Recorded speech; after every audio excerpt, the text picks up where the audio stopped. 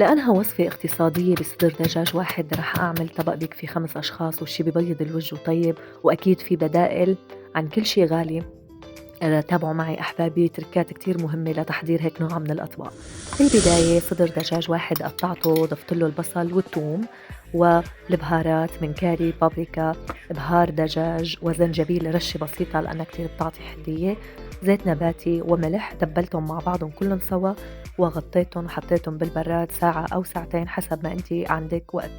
بهذا الوقت حأعمل سلطة اللبن بخيار اللي هي أشهر من أن تعرف، بس هي كتير مفيدة وطيبة بشهر رمضان.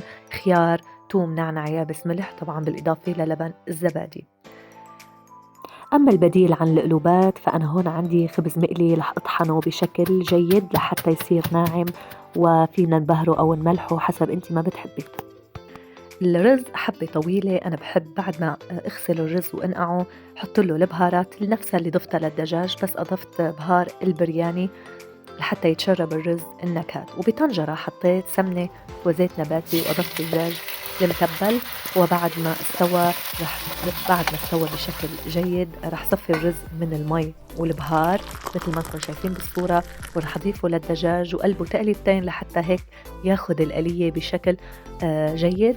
وبعد هيك رح ملحه، طبعا ما فينا نملحه بالأول وقت إضافة التوابل لأنه بفتفت الرز، رح ملحه.